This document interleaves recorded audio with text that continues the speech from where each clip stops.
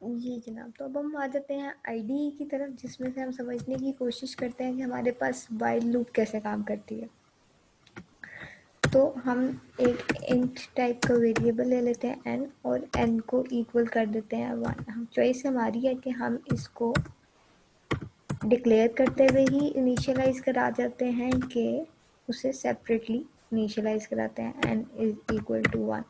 Both choices are right. आपने ऐसे separate करना है तो आप ऐसे कर सकते हैं, या आप n को डिक्लेयर करते हुए ही इनिशियलाइज करा देते हैं तो ये भी ठीक है। ठीक हो गया। इंट का टाइप का हमने वेरिएबल ले लिया, और उसके बाद हमने वाइल, जैसे हम लोग इफ की कंडीशन लगाते थे, मैं कहती हूँ n is less than and equal to 10 है, तो क्या करें, आप printf कर दें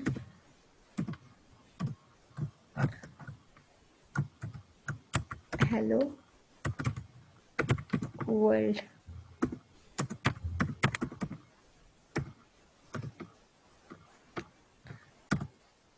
अच्छा, और n में इंक्रीमेंट कर दें।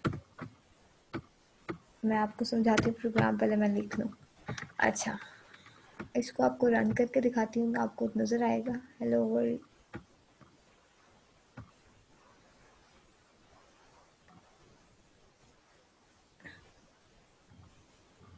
ओके,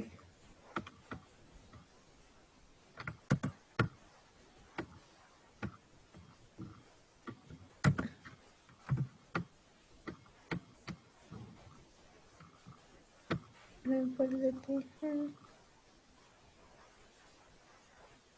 जी। तो ये आपका हेलो वर्ल्ड 10 टाइम्स प्रिंट हो गया।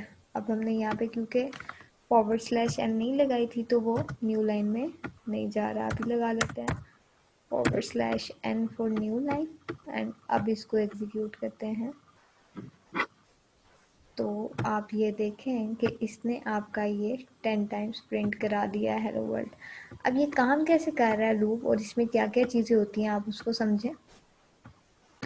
वाइल लूप में हमारे पास सबसे पहले आता है कि आपने जिस वेरिएबल के थ्रू लूप को चलाना है वो क्या कहलाता है। ये आपकी वेरिएबल जो एक्सप्रेशन होता है ये पहले डिक्लेयर किया जाता है और इनिशियलाइज कराया जाता है, ये आपका कंट्रोल वेरिएबल कहलाता है।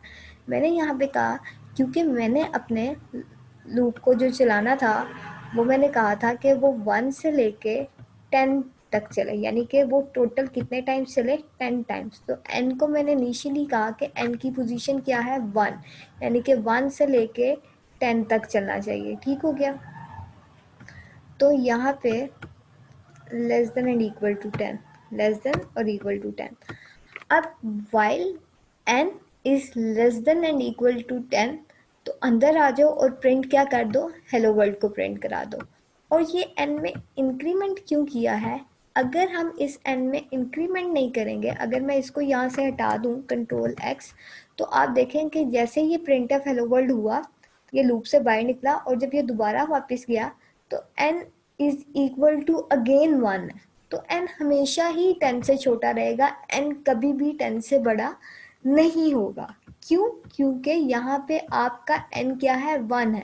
लूप की बॉडी से जब वो बाहर निकला, जब वो दोबारा लूप की तरफ आया, n की वैल्यू वही है, तो इसका मतलब है ये unlimited times hello world print होता जाएगा।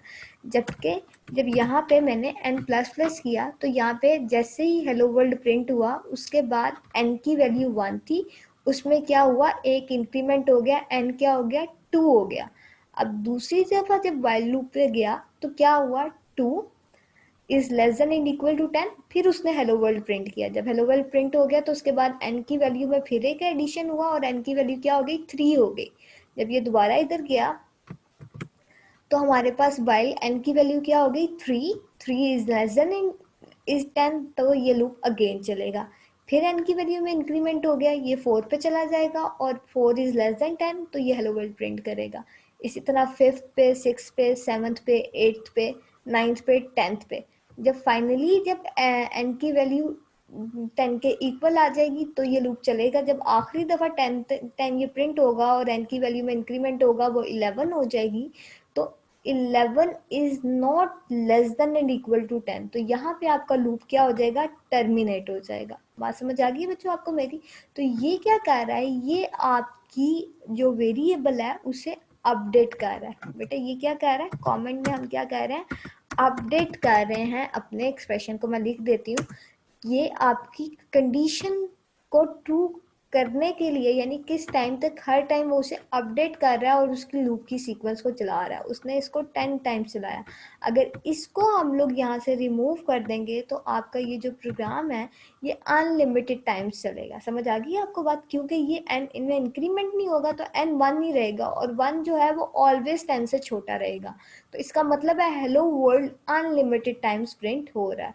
तो अब इसमें क्या चीज़ें होती हैं, ये चीज़ें जब भी हम लूप की बात करते हैं तो ये चीज़ें तीन ही होते हैं। एक होता है आपका वेरिएबल जो कि कंट्रोल वेरिएबल कहलाता है, फिर उसके बाद होती है आपकी लूप की कंडीशन, ठीक है, कि यानी कि उस लूप ने कहाँ तक चलना है, यानी कि कहाँ पे जाके टर्मिनेट होता है, ये इसका टर्मिनेशन पॉइंट भी कहलाता है। और दूसरी चीज़ है उसकी अपडेट, उसमें कहाँ अपडेशन कहाँ पे होनी है। ठीक हो गया? ये तीनों चीज़ें मिलके आपके लूप को कंप्लीट बनाती हैं, और उसके बाद उसके अंदर वो सेट ऑफ स्टेटमेंट जो क्या करती है, वो बताती है, जिसने खुद को रिपीट करना होता है मल्टीपल टाइम्स। आई होप आपको क्लियर हो गया। सबसे पहले आता है आपको वेरिएबल की इनिशियलाइजेशन, यानी कि वो कहाँ से स्टार्ट होगा, 1 से।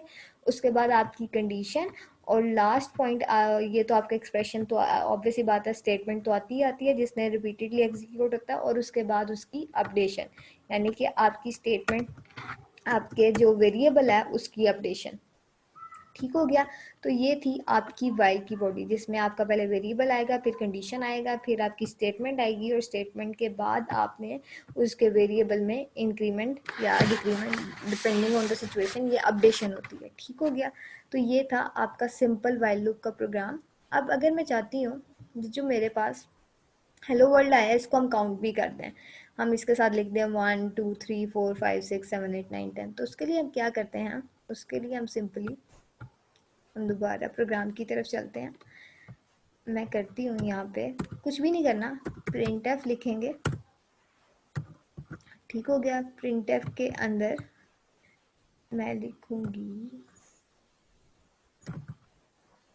d, ठीक हो गया, %d, और साथ इसके टैब दे देंगे, और इसके बाहर n,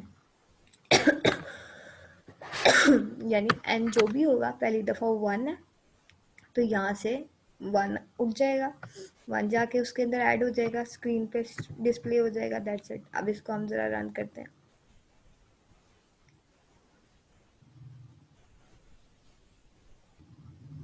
सॉरी, इट्स /, अब दोबारा रन करें तो ये देखें हमारे पास काउंट भी आ गया।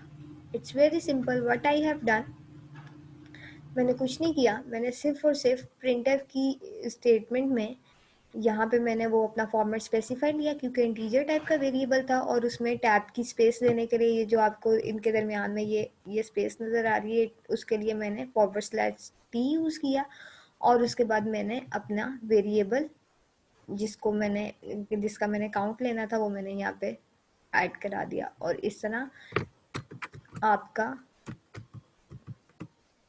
क्या हो गया, सिंपली मुझे काउंट भी साथ साथ शो हो गया कि मेरा 10 टाइम्स जो है प्रिंट हो गया है हेलो वर्ल्ड।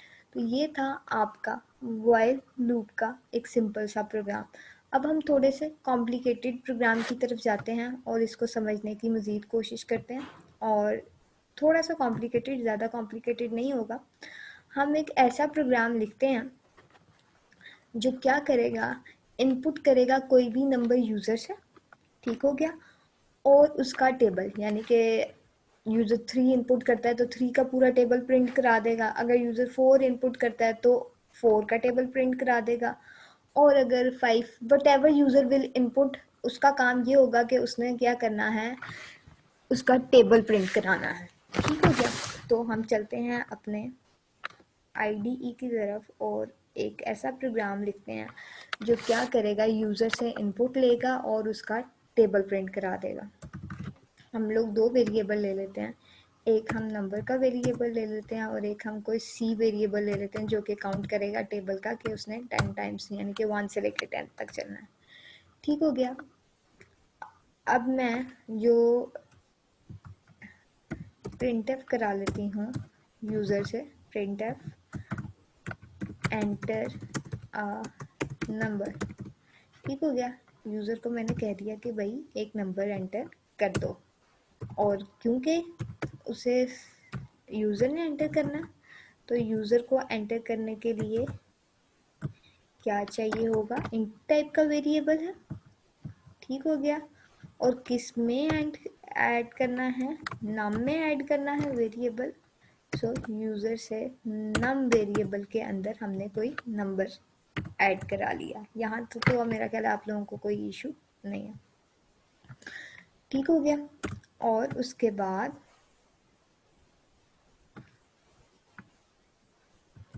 अब मैंने कहा जो मेरा यूज़र ने कोई भी नंबर एंटर कर दिया, अब हमारा यहाँ पे काम क्या है, अब हमारा काम ये है कि उस नंबर का हम लोगों ने क्या करना है, उस नंबर का हम लोगों ने मल्टीप्लाई करके उसका टेबल क्रिएट करना है। अब फॉर्मूला क्या होता है मेरे पास, अगर लेट सपोज यूज़र 3 एंटर करता है तो होगा 3 पहली दफ़ा होगा 3 multiply by 1 is equal to क्या आ जाएगा 3, ऐसे ही है। तो आपने ये कंसीडर करना है दिस इज योर नम, ये आपका 3 जो है ये आपका नम है जो यूज़र आपका एंटर करेगा, जो ऑलवेज सेम ही रहेगा। और ये है आपका सी का काउंट, जिसमें पहली दफ़ा 1 होना है, दूसरी दफ़ा 2 होना है, तीसरी दफ़ा 3 एंड 10 टाइम्स ये चलेगा। ठीक है, ये बात मेरा ख्याल है आप लोगों को समझ आ गई होगी जो मैं आपको समझाना चाह रही हूँ। तो अब हम आते हैं यहाँ तक, तो हमारा नंबर तो यूज़र ने एंटर कर दिया, वो जो भी एंटर करता है वो यूज़र की चॉइस है। अब इसके बाद मैं कहती हूँ जो मैंने C इनपुट किया है उसकी value C is equal to 1 है। ठीक हो गया। और C के लिए अब हम कंडीशन लगा देते हैं, जब तक C आपका less than and equal to 10 है तो क्या करो, क्या प्रिंट एफ करो भाई, क्या कंडीशन लगनी चाहिए। आप लोगों को कुछ पता लग रहा है या कुछ समझ आ रही है क्या होगा, कि ऊपर से गुजर रहा है? जी बच्चों, कुछ समझ आ रही है?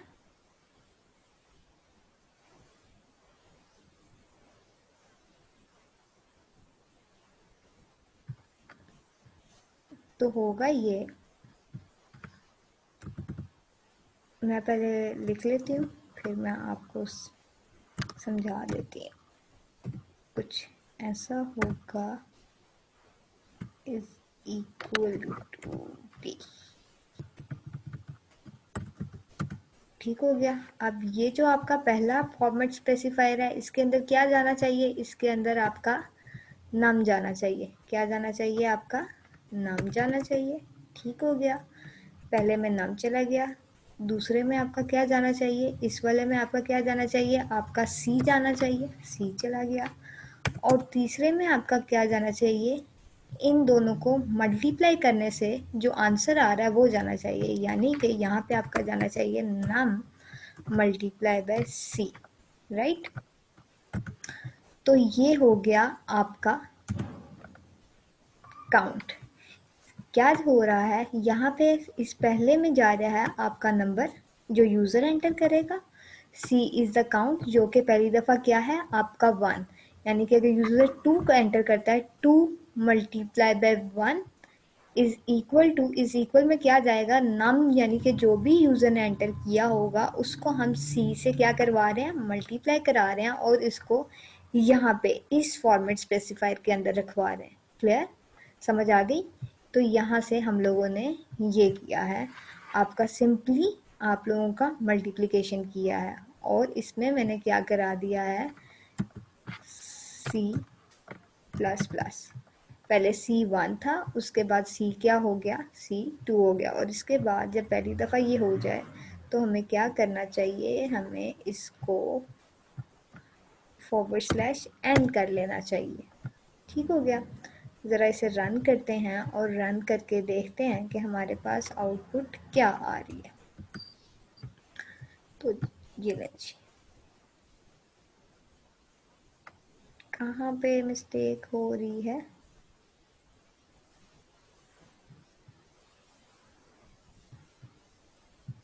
एरर आ रहा है और किधर आ रहा है ये देखना है।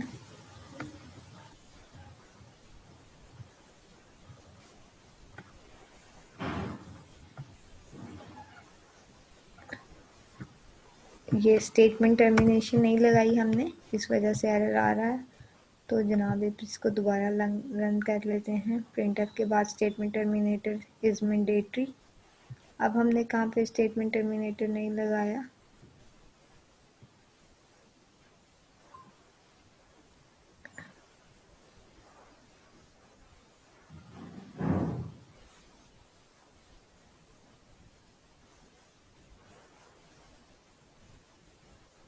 ओके, कहीं पे अगेन कोई एरर आ रहा है। इस एरर को यहाँ पे हम लोगों ने स्टेटमेंट टर्मिनेटर फिर नहीं लगाया।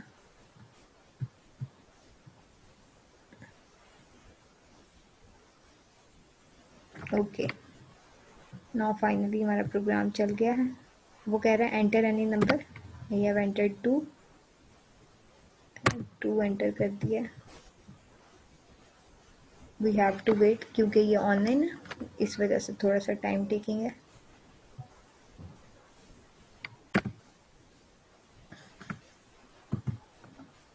तो आप देखें उसने 2 का पूरा टेबल प्रिंट करा दिया। ठीक हो गया। तो ये था मेरा वाइल के थ्रू एक प्रोग्राम जो हमने रन किया और जिसको हमने समझने की कोशिश की। आप देखें ये मेरे पास नाम था, नाम के बाद मैंने मल्टीप्लाई, और ये मेरे पास सी में जो काउंट आ रहा था, और ये मेरे पास इन दोनों को मल्टीप्लाई करने से जो रिजल्ट आ रहा था। सिंपली जो मैथ्स का फॉर्मूला था हमने उसी लॉजिक को मैथ किया और उसको प्रिंट कर दिया। अच्छा जी, अगर मैं चाहूँ तो मैं इसको C plus C is equal to C plus 1 भी कर सकती हूँ। ठीक हो गया, यानी कि सी की जो भी वैल्यू है यहाँ पे, ये जो है सी में 1 था उसमें 1 ऐड करो और सी में से स्टोर करा दो। 1 + 1 विल बी 2 और अब सी की वैल्यू क्या हो जाएगी? 2 हो जाएगी। तो सी प्लस प्लस करें या C is equal to C plus 1 कर दें, दोनों की बात एक ही है। आप लोगों के रिजल्ट पे कोई इफेक्ट नहीं हो रहा। ठीक है, ये देखें एंटर अ नंबर, इस बार हम 3 एंटर करते हैं और 3 का टेबल प्रिंट करा लेते हैं। ये देखें जी, ये हमारे पास 3 का टेबल प्रिंट हो गया। उसने पूछा आप एंटर करते कोई नंबर, मैंने नंबर एंटर कर दिया और उसके बाद उसका प्रोग्राम प्रिंट हो गया। तो ये था आपके वाइल लूप को यूज़ करते हुए कैसे प्रोग्राम लिख सकते हैं और किस तरह से, जिसमें हम लोगों ने एक सिंपल प्रोग्राम देखा जिसमें आपने हेलो वर्ल्ड को 10 टाइम्स प्रिंट कराया, और दूसरा प्रोग्राम हम लोगों ने एक टेबल के थ्रू देखा जिसमें हम लोगों ने क्या देखा, सिंपल सी हम लोगों ने जो बात की थी कि हमारे पास सबसे पहले जो आपका कंट्रोल वेरिएबल होता है जो आपके लूप को कंट्रोल करता है वो आता है, और उसके बाद आ जाती है आपकी वाइल की कंडीशन जो कि उसकी एंड पॉइंट को डिफाइन करती है कि कंडीशन ने कब तक कहाँ से शुरू होके कब तक चलते रहना है। और उसके बाद हम लोग वो सेट ऑफ स्टेटमेंट बताते हैं जिसने रिपीटेडली खुद को एग्जीक्यूट करना होता है, और उसके बाद जो आपका कंट्रोल वेरिएबल होता है उसको हम अपडेट करते हैं ताकि जो कंडीशन होती है वो इंक्रीमेंट होते हुए एक स्पेसिफिक पॉइंट तक चल सके। अगर हम इसे नहीं मेंशन करेंगे तो वही वाली बात, ये आपका लूप इनफाइनाइट टाइम्स चलता रहेगा। तो ये था आज का आपका लेक्चर जिसमें हम लोगों ने देखा आपके पास क्या होता है, लूप का कॉन्सेप्ट क्या है, आपके पास लूप कैसे चलता है। ठीक है, लूप और एक सीक्वेंशियल प्रोग्राम में डिफरेंस क्या है। अगर सीक्वेंशियल प्रोग्राम में आप लोगों ने एक चीज़ को रिपीटेडली करना है तो उसे बार बार लिखना पड़ेगा, लेकिन इसी कॉन्सेप्ट को अगर आप चेंज कर दें और आप रेपिटेटिव स्ट्रक्चर को यूज़ करें जिसमें आप लूप्स का कॉन्सेप्ट यूज़ करेंगे तो आप सिंगल स्टेटमेंट को लिख के मल्टीपल टाइम एग्जीक्यूट करा सकते हैं। और लूप्स में हम लोगों ने जो पहली टाइप ऑफ लूप डिस्कस की वो क्या है जी? वाइल लूप है। और ये वाइल लूप के हम लोगों ने 2 प्रोग्राम्स देख लिए। This is what we have from today's lecture. If you people have any question regarding the lecture you can ask in the comment section. Allah Hafiz.